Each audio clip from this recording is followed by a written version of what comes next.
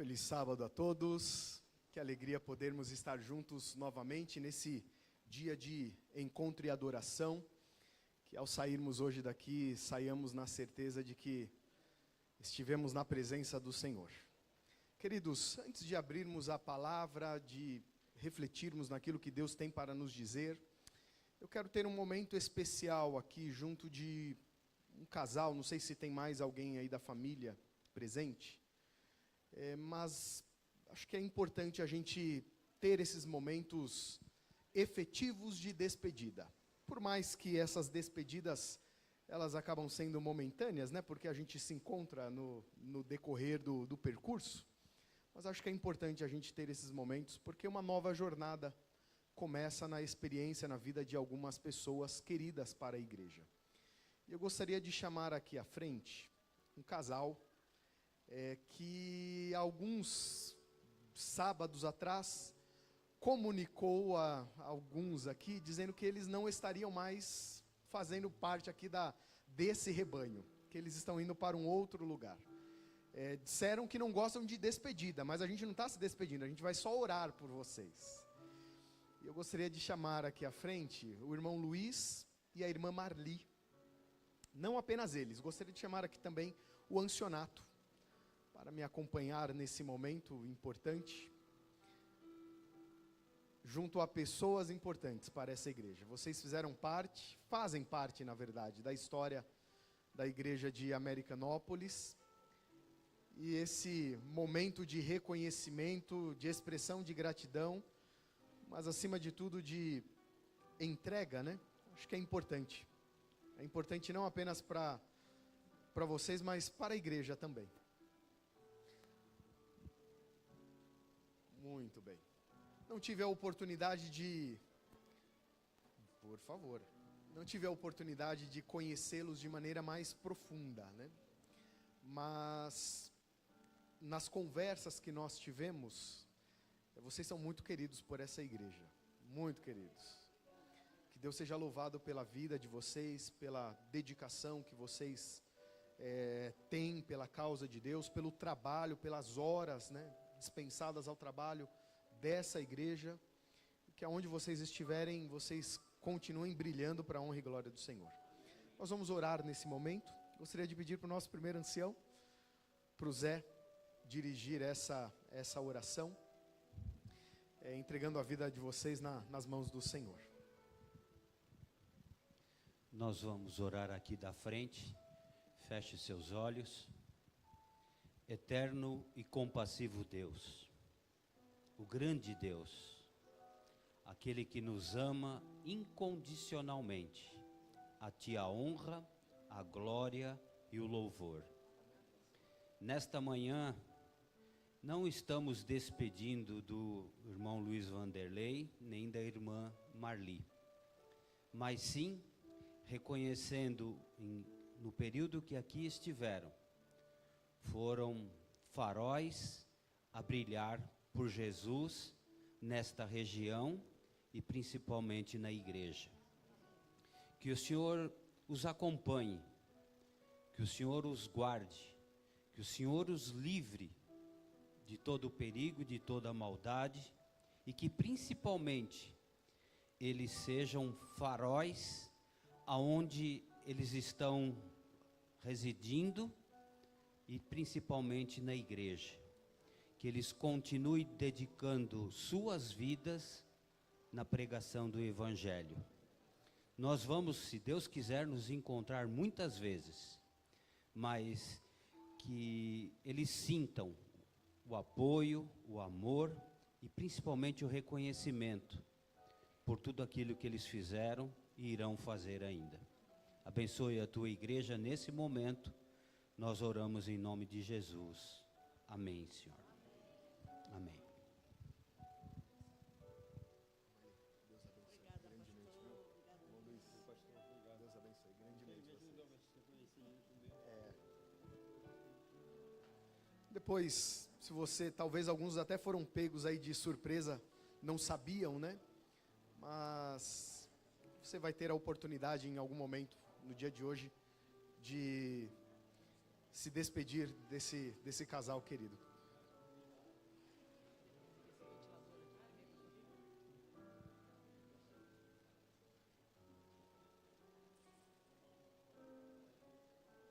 E a igreja é assim, né, queridos?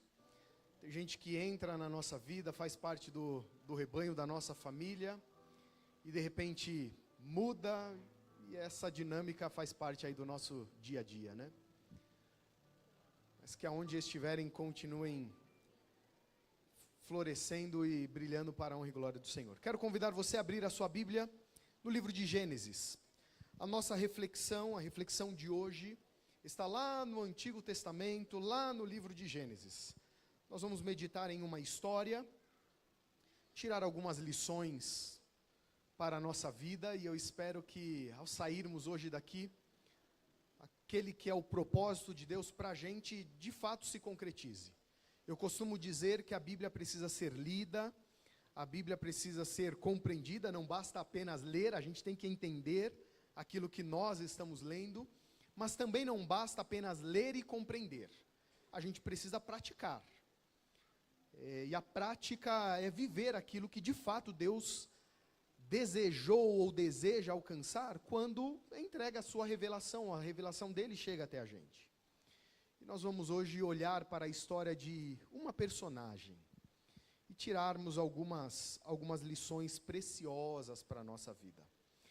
Capítulo 16 do Evangelho, capítulo 16 do livro de Gênesis, traz uma história que, de certa maneira, quando a gente olha para ela, a gente pode até pensar, tá, mas que lições a gente vai tirar daqui? Alguns até caminham por uma determinada direção, a olhar para a atitude de um personagem, na verdade dois, um casal, que aparece como protagonistas dentro desse capítulo, e eu me refiro a Abraão e a sua esposa Sara. E esses dois personagens, eles assumem uma posição nesse momento, um tanto estranha, poderíamos dizer. Mas eu não gostaria que nós assumíssemos uma posição de julgamento. Porque normalmente quando a gente assume essa posição de julgamento, a gente se coloca numa posição melhor do que quem nós estamos julgando. E a gente faz isso às vezes com o texto bíblico, com os personagens bíblicos, a gente assume uma posição onde a gente olha para o erro deles e diz, olha lá o que eles fizeram. Eu não faço um negócio desse. E de fato talvez a gente não faça algo como Abraão e Sara fizeram. Mas nós erramos. De diversas outras maneiras. E eu não gostaria que a gente olhasse nessa posição, com essa postura de julgamento, mas sim, olhando para a história e entendendo as fragilidades, a fragilidade humana, as atitudes que foram cometidas, e olhemos mais para a gente do que para eles, para que a história deles, o exemplo que eles deixaram, de alguma maneira possa nos ajudar nos nossos comportamentos hoje, a vivermos uma vida fugindo de algumas situações que podem trazer problemas para nós. Eu gostaria de ler o texto a partir do versículo 1, para a gente ter uma visão bem contextualizada da história. Diz assim, ora, Sarai, aqui se refere a Sara, mas ela ainda não tinha sido, Deus ainda não havia mudado o nome dela, né? Assim como de Abraão também, não havia sido mudado o nome. Sara tinha o seu nome Sarai, e Abraão tinha o seu nome Abrão, né? E Deus, em algum momento da história, muda os nomes, por quê? Porque os nomes, na verdade, os primeiros nomes deles, tinha características que remetiam muito a eles mesmos, a aspectos humanos, e Deus modifica esses nomes, né? E diz assim, ora, Sarai, mulher de Abrão, não lhe dera nenhum filho. Como tinha uma serva egípcia chamada Agar, disse a Abrão, já que o Senhor me impediu de ter filhos, possua minha serva, talvez eu possa formar família por meio dela. Abrão atendeu a proposta de Sarai. Quando isso aconteceu, já fazia 10 anos que Abrão, seu marido, vivia em Canaã. Foi nessa ocasião que Sarai, sua mulher, lhe entregou a sua serva egípcia, Agar. Ele possuiu Agar e ela engravidou. quando se viu grávida, começou a olhar com desprezo para sua senhora. Então, Sarai disse a Abrão: caia sobre você a afronta que venho sofrendo. Coloquei a minha serva em seus braços, e agora que ela sabe que engravidou, despreza-me. Que o Senhor seja o juiz entre mim e você. Respondeu Abrão a Sarai: a sua serva está em suas mãos. Faça com ela o que achar melhor. Então Sarai tanto maltratou Agar, que esta acabou fugindo. O anjo do Senhor encontrou Agar perto de uma fonte, no deserto, no caminho de Sur, e perguntou-lhe: Agar, serva de Sarai, de onde você vem? Para onde vai? E respondeu ela: estou fugindo de Sarai, a minha senhora. E disse-lhe então o anjo do Senhor: volte à sua senhora e sujeite-se a ela. Depois o anjo fala algumas coisas relacionadas ao filho de Sarai, né? A quem Sarai teria, né? Dentro de algum tempo. Versículo 13. Este foi o nome que ela deu ao Senhor, que lhe havia falado: tu és o Deus que me vê. Pois dissera: teria eu visto aquele que me vê? Por isso, o poço que fica entre Cádiz e Bered foi chamado de Berlai-Roi. Agar teve um filho de Abraão, e este lhe deu o nome de Ismael. Abraão estava com 86 anos de idade, quando Agar lhe deu Ismael, ou lhe concebeu Ismael. A história é um tanto estranha para os nossos contextos atuais. E você pode até estar se perguntando: tá, mas por que o pastor decidiu pregar justamente sobre esse tema? E eu confesso a vocês que já tem alguns dias que essa história tem martelado na minha cabeça. E eu costumo dar ouvidos, quando essas situações acontecem, eu costumo dar ouvidos e acredito que é o Espírito Santo, de alguma maneira, trazendo essa história à tona, para que, de alguma forma, alguma lição eu tire para a minha vida, e quem sabe você pode tirar para a sua também. E eu entendo que o fato dessa história ficar martelando na minha cabeça, e eu confesso a vocês que se fosse para eu escolher um tema para pregar, eu escolheria outro e não esse. Mas é uma história interessante, que dá para a gente tirar algumas preciosas lições para a nossa vida.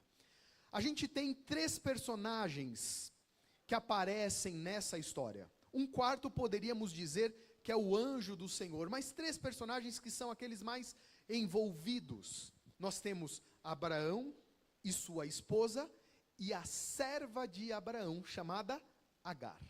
Eu gostaria que nós olhássemos mais para alguns aspectos relacionados à vida de Agar, e a atitude dela, o comportamento dela, do que para Abraão e Sara. Porém, nós não temos como passar despercebido, por aquilo que o texto nos diz.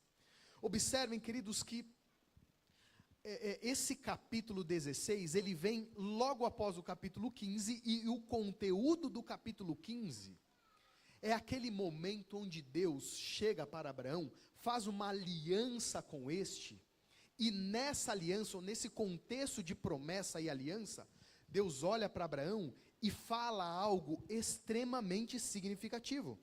O texto diz, eu acho que vai ter que desligar esse coisa aqui, viu? Deixa eu ver se eu coloco alguma coisa aqui em cima. Não vai dar certo.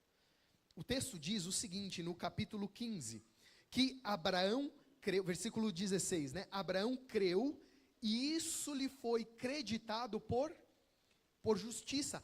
Há uma exaltação, há um elogio, a imagem de Abraão apresentada aqui no capítulo 15, é uma imagem positiva, por mais que em algum momento do mesmo capítulo, Abraão parece que manifesta uma certa dúvida em relação àquilo que Deus tinha prometido.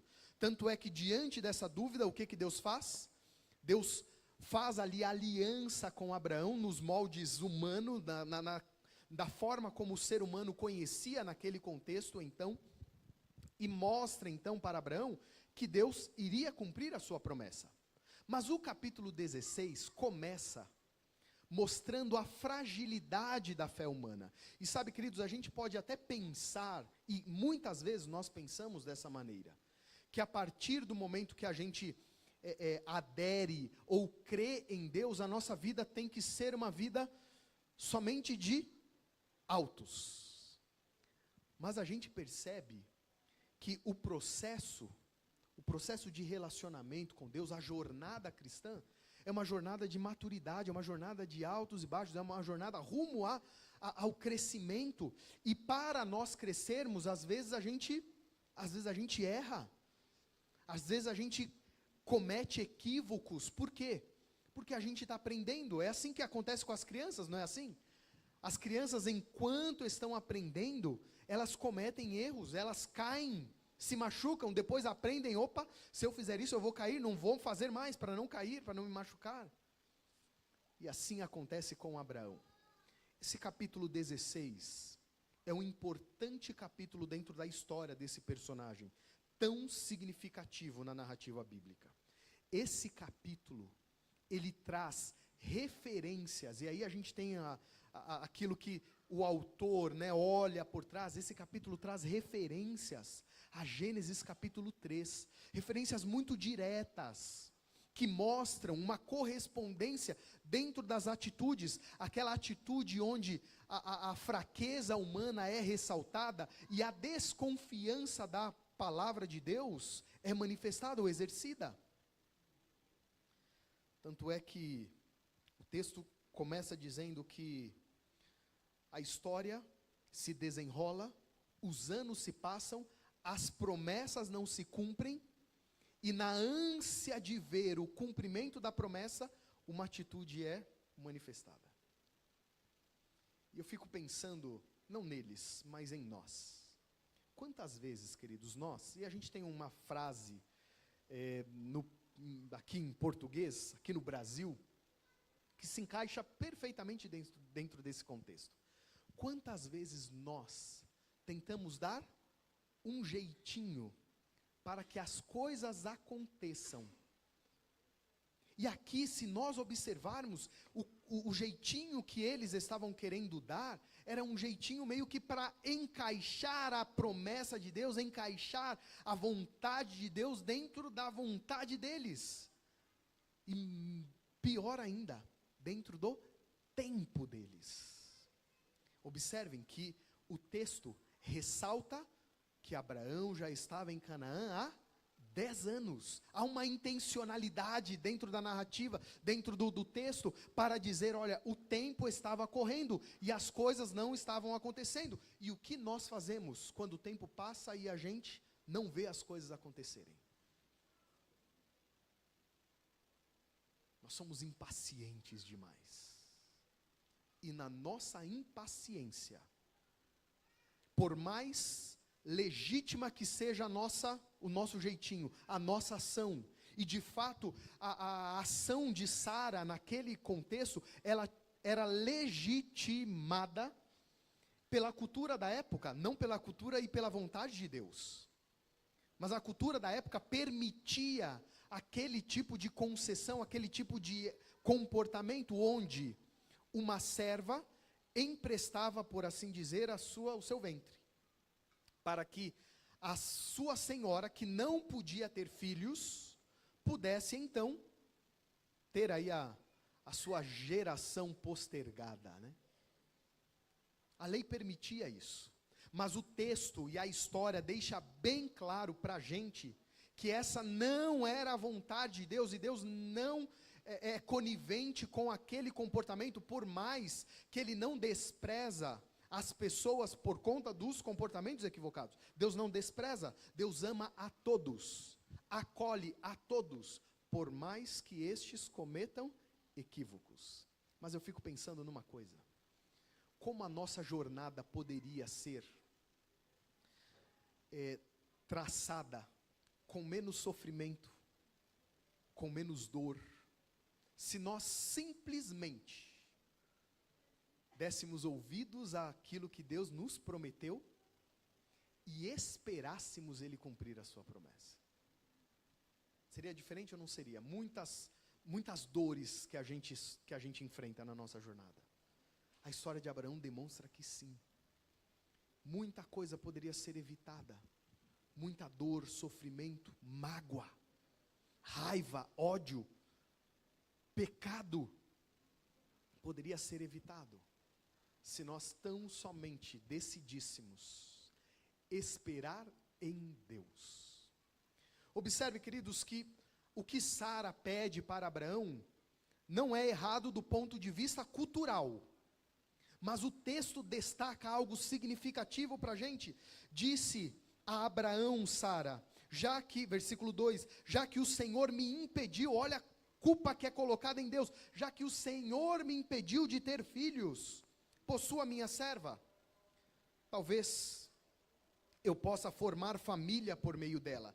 E observem o que o texto diz. Abraão, essa minha tradução diz, atendeu a proposta de Sarai. Algumas traduções utilizam a expressão anuiu, para dizer que ele aceita aquilo que Sara estava propondo.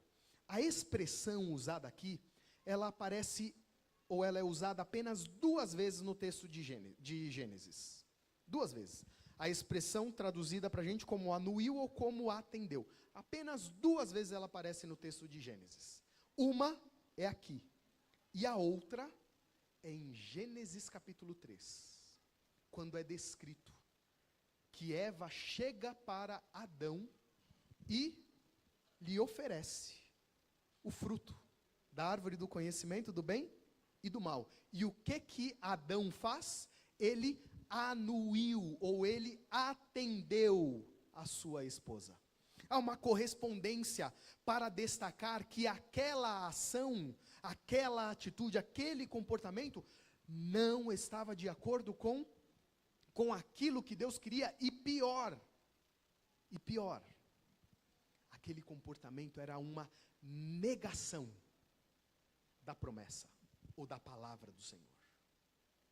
Queridos, nós precisamos olhar para aquilo que a revelação nos diz, para aquilo que Deus coloca no nosso coração, muitas vezes, referente à nossa história, à nossa experiência com Ele, e todos nós temos a nossa história, e a gente percebe que aqui é como se o ser humano, e a gente vê que isso ocorre dentro da experiência humana em diversos momentos, é como se o ser humano estivesse dizendo: Senhor, eu sei que o Senhor travou uma história para mim, eu sei que o Senhor tem uma história para a minha vida, e eu não estou falando aqui de predestinação, nem acredito nesse negócio, mas é como se nesse contexto, o ser humano dissesse: Senhor, a história que você travou para mim, eu não quero ela desse jeito, eu quero vivê-la nos meus moldes, eu não quero esperar 10, 15, 20 anos, o texto diz que quando Ismael nasceu, Abraão tinha 86 anos de idade, se não me falha a memória, quando Isaac nasce, Abraão tinha quase 100 anos de idade, 99 anos de idade, olha o tempo de espera, e é como se eles estivessem dizendo: a gente não quer esperar, se o Senhor está dentro daquilo que o Senhor planejou para a minha vida, para a minha experiência, se o Senhor está planejando que tal coisa aconteça daqui a 10 anos, eu quero antecipar isso. E nós, queridos, muitas vezes, corremos o risco de, na ânsia de antecipar as coisas, a gente trava a nossa própria história. A gente quer escrever a nossa própria história. E esse capítulo mostra demais isso. Aquela situação gera um infortúnio e traz um problema para a família, para a relação de Abraão com a sua esposa, de tal maneira que Agar, que engravida, porque Abraão anuiu, atendeu aquele pedido, Agar engravida, e diante daquilo, algo começa a acontecer.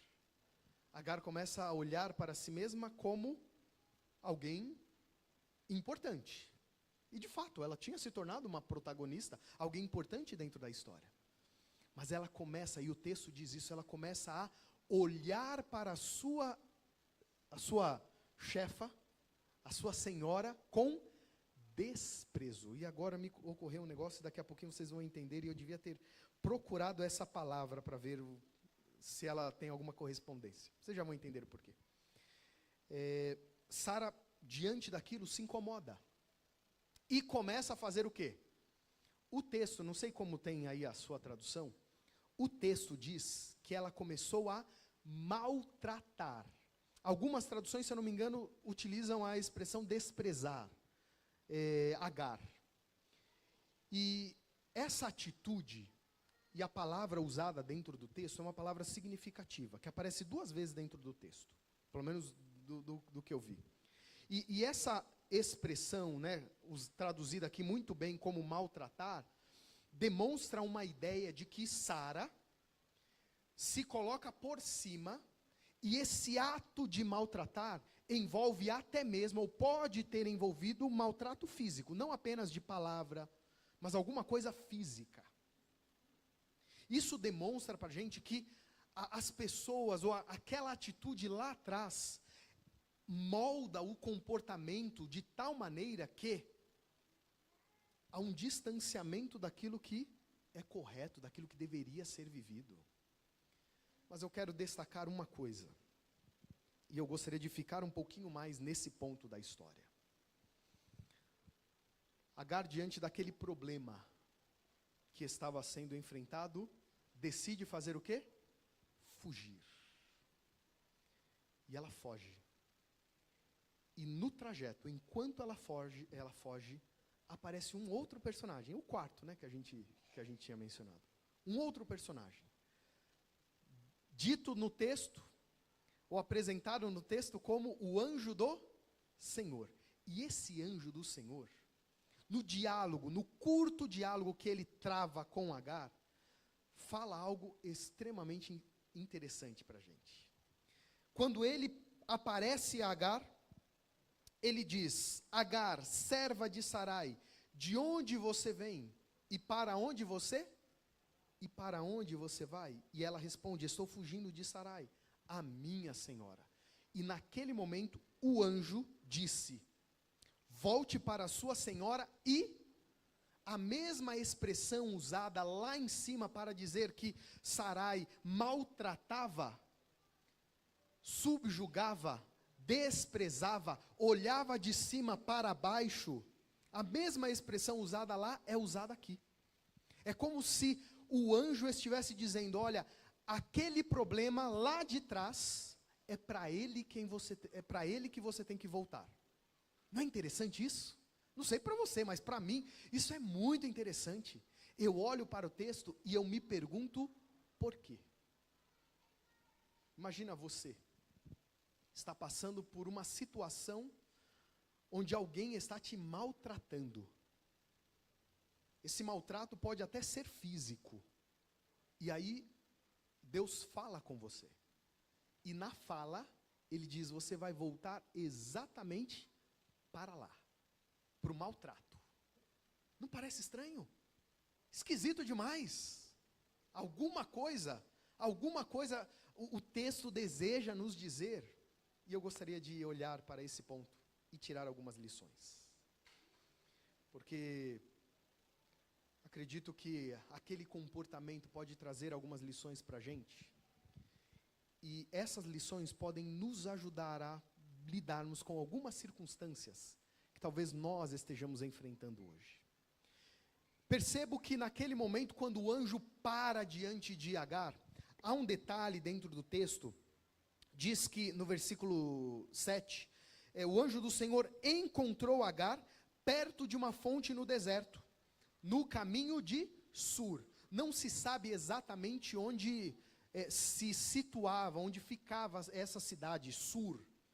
O que nós sabemos, quando a gente pensa na história de Agar, a gente não sabe muito sobre quem ela foi. O que nós sabemos é que ela era uma egípcia, e possivelmente foi entregue, ou foi adquirida por Sara, quando Abrão e Sara estiveram no Egito. E o que nós sabemos é que Sur ficava exatamente na região do Egito. Ou seja, o texto está dizendo que Agar estava indo em direção aonde? As suas origens.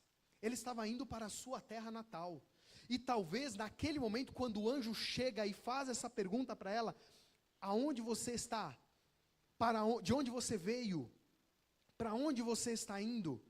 Talvez ele desejava naquele momento destacar ou fazê-la refletir em algumas questões. Talvez o mais correto seria ele perguntar: o que você está fazendo? A pergunta feita aqui não é comum, de onde você veio e para onde você vai, só que ela é importante, sabe por quê, queridos? Porque ela destaca ou nos leva a pensar em referenciais. De onde você veio é um referencial geográfico, de localização, de localidade. Para onde você vai? A mesma coisa. E talvez, queridos, o anjo desejava justamente fazer com que Agar, naquele exato momento, pensasse nesses pontos. De onde veio? Para onde vai? Sabe por quê? Não sei se você já leu ou ouviu, possivelmente você ouviu, daquele trecho do livro Alice no País das Maravilhas, onde Alice trava um diálogo com aquele gato esquisito. E na hora que ela está conversando com aquele gato, ela pergunta: aonde esse caminho me conduz? E o gato pergunta: para onde você está indo? Alice estava perdida, né? E o gato pergunta: para onde você está indo? E ela diz: eu não sei, eu estou perdida. E aí o gato responde exatamente isso para Alice: para quem está perdido, o quê? Qualquer caminho serve. Não creio que Agar estivesse perdida. Não creio. Ela sabia para onde ela estava indo. Mas saber para onde você está indo apenas não é suficiente. A gente precisa dos referenciais de onde a gente veio. Sabe por quê, queridos? Tem muita gente que vive uma vida perdida na atualidade, porque não pensa nesses referenciais. De onde veio, para onde vai, aonde está. São perguntas existenciais. Nós dizemos que essas perguntas são perguntas existenciais importantes para nós, para nos situarmos. Se nós queremos viver uma vida onde de fato a gente tem um rumo, a gente tem uma direção, nós precisamos saber de onde a gente veio e para onde a gente vai. Senão a gente caminha sem direção alguma. E creio que naquele momento o anjo desejava levar Agar à reflexão. O lugar que ela veio não era um lugar qualquer. Era um lugar onde a promessa de Deus estava se cumprindo. Não era um lugar qualquer. A família a qual ela foi inserida e a sua história passou a fazer parte dessa família, da história dessa família, não era uma família qualquer. Era a família que Deus havia feito, talvez uma das promessas mais significativas dentro do contexto bíblico. E entendo eu que o fato de Agar virar as costas para isso, era como se ela estivesse deixando de fazer parte dessa história. Deixando as oportunidades que Deus havia concedido a ela. Por quê? Imaginem só, ela sai do Egito, aquele contexto pagão, e é inserida na história de uma família temente a Deus. A sua história poderia ser diferente? Com certeza. Seria diferente do que se tivesse permanecido no Egito. O contato com a verdade a respeito de Deus tinha brilhado diante dela, tinha se estendido diante dela. E aquela preocupação que o anjo do Senhor tem por ela, é seguramente para que ela evitasse voltar para as suas origens. De onde você vem, para onde você vai. Olha, Agar, as oportunidades que Deus concedeu para você.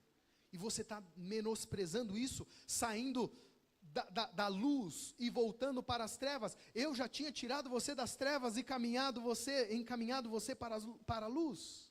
Percebem a profundidade daquilo que estava sendo dito? Mas tem um ponto aqui, queridos, que a gente precisa pensar também. Quando nós, ou quando os problemas surgem diante da gente, o que a gente faz? Como a gente resolve os problemas? Como você resolve os seus problemas? Você pede ajuda para alguém? Você grita? Você chora? Fica com raiva? Agride? Como você resolve os problemas? Você foge? Perceba que o que acontece com Agar é típico da atitude ou do comportamento humano. Nós fugimos em muitos contextos, em muitos momentos dos nossos problemas. Por quê?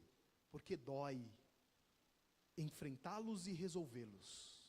É mais fácil fugir, é mais fácil virar as costas e deixar o problema lá atrás. Esse é o problema e essa é a questão. Quando a gente deixa o problema lá atrás sem resolvê-lo, o problema continua nos assombrando. Porque vocês já viram alguém que está fugindo? O que essa pessoa normalmente faz? Quem está fugindo sempre olha para trás, para ver se quem está perseguindo não está próximo. Isso acontece com os problemas. Quando nós não resolvemos os problemas, eles continuam nos assombrando. Mesmo que eles não estejam ali por perto, mas eles continuam nos assombrando. E o que a gente faz então? Eu costumo dizer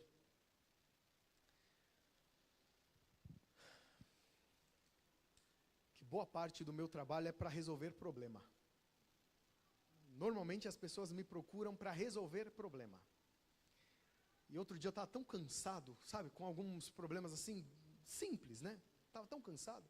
Eu falei com Deus, eu falei assim, Senhor, estou aqui para resolver o problema dos outros, mas quem resolve os meus? Ajuda aí, vai. Me ajuda a resolver os meus problemas. Eu estou com alguns problemas aí. E ainda bem que nós temos Deus, né, que sempre aparece como um auxílio bem presente na tribulação. E se a gente observa dentro da narrativa bíblica, a gente percebe que o anjo do Senhor, normalmente, ou em vários momentos, ele aparece naquele momento de desespero humano. E é justamente o que acontece aqui. Quando Agar está desesperada, sofrendo, o anjo aparece.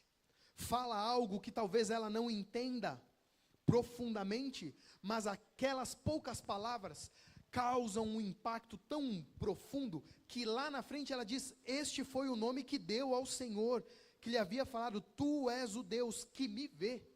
Olha a impressão que ela tem, e a gente precisa ter essa certeza. Mas antes de chegar nisso, eu preciso tocar em 2 outros pontos. Aquele pedido, ou aquela fala do anjo, para que Agar retorne para a sua senhora, pode nos levar a pensar em algumas coisas. Principalmente quando a gente pensa na expressão usada. Na expressão usada. E eu gostaria de pensar em 2 pontos aqui. Quando o anjo chega e fala assim, Agar, eu quero que você volte para aquela situação. O anjo queria dizer, Agar, eu preciso que você volte para enfrentar o problema de frente. Porque senão esse problema vai continuar te perseguindo. E não pense você, e o texto deixa claro, que esse problema surgiu apenas por parte da sua senhora. Você teve um papel nisso. Com isso vem o segundo ponto. Voltar para aquela situação era a oportunidade que Deus estava concedendo a Agar de mudar a sua atitude, mudar o seu comportamento, de rever aquilo que ela tinha feito, de amadurecer. Afinal de contas, por que Sara fica com raiva de Agar? Por quê? Porque Agar começa a desprezar Sara. Observem, queridos, e pensem nisso. Às vezes Deus, e às vezes a gente não consegue se livrar de um determinado problema que surgiu na história, e a gente precisa obviamente analisar os contextos, né? Mas existem problemas que surgem na nossa vida, que estão ali, por quê? Porque a gente não os enfrentou ainda. Porque a gente não tentou resolver aquela situação. E quando eu digo resolver, é chegar, pegar na mão de Deus e falar: Senhor, me ajuda nisso daqui. Não é resolver da nossa forma, fugindo, gritando, agredindo, se escondendo. Não. Mas é dizendo: Senhor, me ajuda nesse processo. E às vezes, determinadas situações surgem para que a gente amadureça. Para que a gente, de fato, mude, reveja os nossos comportamentos, a nossa participação naquela situação, para que então a gente consiga não apenas amadurecer, mas assumir aquela atitude que de fato exalta o nome de Deus. Mas eu quero terminar pensando na fala de Agar. Agar chega, o anjo obviamente fala a respeito do filho que ela teria, de como ele, algumas características, né, de como ele seria.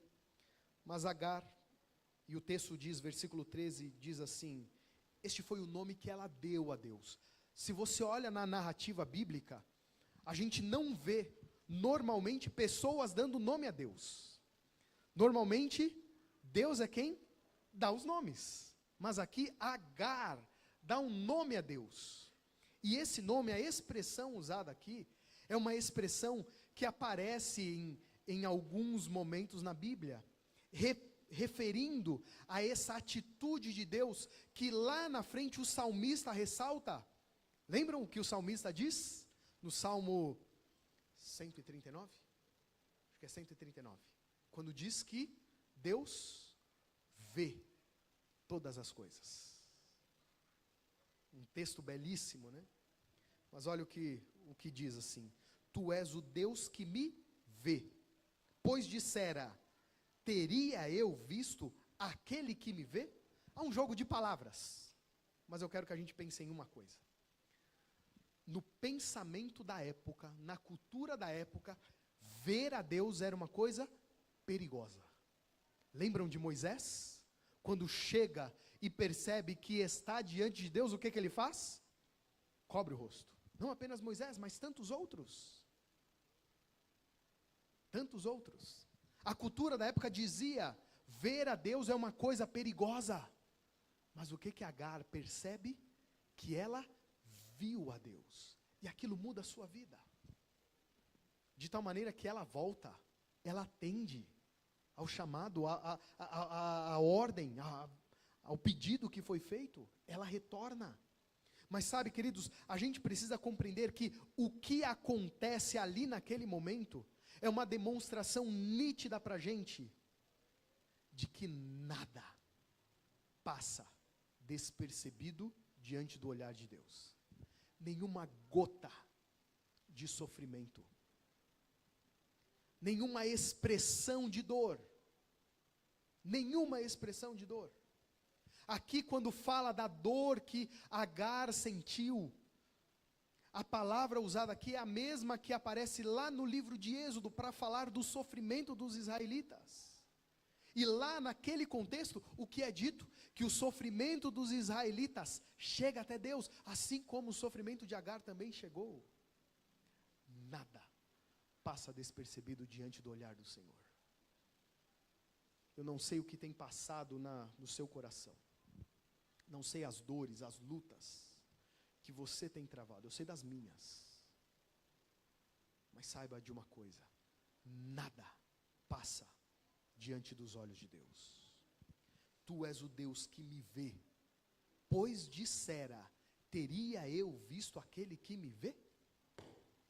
Mas saiba de uma coisa, queridos. Essa noção, essa percepção de que Deus tem olhado para você, tem olhado para mim, ela parte do momento que nós olhamos para Ele. É o que o texto está dizendo aqui, que Agar, sente. Teria eu visto aquele que me vê?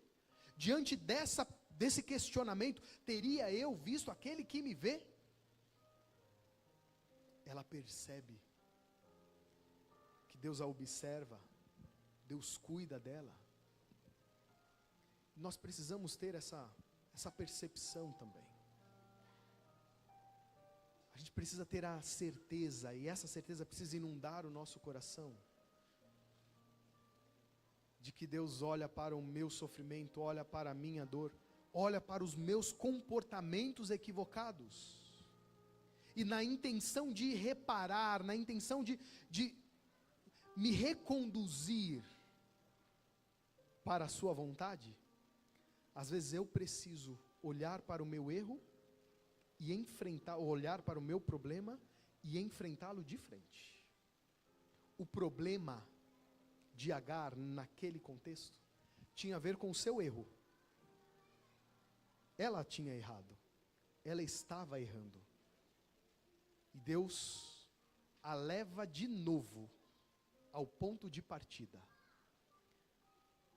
Voltar ao ponto de partida às vezes é importante para a gente se desfazer do passado, por mais que esse vai nos assombrar quase que sempre. Mas é importante a gente olhar, a gente costuma usar essa expressão, né? Colocar uma pedra em cima da situação. A gente precisa, queridos, em diversos contextos, colocar uma pedra, principalmente em cima de alguns erros, não fingindo que eles não existem mais, mas enfrentando de frente, para que o nosso futuro possa ser um futuro glorioso na presença do Senhor. Quantos de nós, ao olharmos para a história de Agar, encontramos aspectos que correspondem com a nossa vida? Eu encontro. E eu percebo que Deus me concede diariamente oportunidades para rever, para mudar, para confrontar determinadas situações que me levam para longe do seu propósito. Que o Senhor nos abençoe e nos ajude, para que a nossa vida, de fato, expresse que nós pertencemos a Ele. Quero terminar com uma história real. Li nos jornais há algum tempo atrás, alguns anos atrás. Não lembro exatamente o nome do personagem, mas era um adolescente que decidiu fugir com a sua namorada, porque a sua namorada, ou melhor, os pais da sua namorada, haviam dito para ela que ela teria que terminar o relacionamento. E os dois jovenzinhos apaixonados, não queriam se separar, decidiram fugir. E a partir dessa situação, começa-se então uma série de buscas, uma busca intensiva para encontrar o jovem casal. Mas a busca não era apenas para encontrar o jovem casal, havia uma outra situação envolvida, que aquele casal nem sabia que estava acontecendo. Algum tempo atrás, aquele jovem havia feito alguns exames, e um dos exames constatou que ele estava com câncer, e um câncer extremamente agressivo, só que ele não sabia. E a busca não era apenas para encontrá-lo e levar a jovem para os seus pais, para a sua família, e ele para a sua família. Na verdade, a intenção maior era encontrá-lo para que ele pudesse fazer o tratamento correto para resolver aquela situação. E sabe, queridos, eu olho para a história finalmente eles foram encontrados, né? Mas eu olho para essa história real e vejo como muitas vezes a gente foge daquilo que Deus faz, da busca de Deus em nosso favor, sem nem percebermos os nossos problemas, ou aquilo que de fato está nos consumindo, nos levando à morte. Mas Deus trabalha para nos salvar, assim como Ele fez com Agar, assim como Ele fez com Sara, assim como Ele fez com Abraão, assim como Ele faz com a gente. O que a gente faz diante disso? De onde vem? Para onde vai? São perguntas que cruzam a história e chegam até a gente hoje. Não sei se Agar tinha plena consciência da profundidade daquelas duas perguntinhas. Espero que você e eu tenhamos consciência da profundidade dessas duas perguntas. De onde vem e para onde vai? E eu espero que, se nós tivermos que responder, que a nossa resposta seja: eu vim das mãos do Senhor. De onde você veio? Eu vim das mãos do Senhor. E para onde você vai? Estou voltando para as suas mãos, ou estou voltando para os seus braços. E que a nossa vida declare que de fato nós pertencemos ao Senhor. Se é o seu desejo declarar que você pertence ao Senhor, vamos orar. Vamos ficar em pé, queridos. Ó Deus amado, te agradecemos pelos momentos aqui juntos. Que o teu nome seja sempre exaltado por meio da nossa vida, ó Deus. Que a gente declare a cada instante do nosso viver que nós pertencemos ao Senhor. Obrigado, Pai Santo, pelas oportunidades que se estendem diante da gente. Oportunidades de olharmos para a nossa vida, percebermos como tem sido o nosso trajeto junto do Senhor.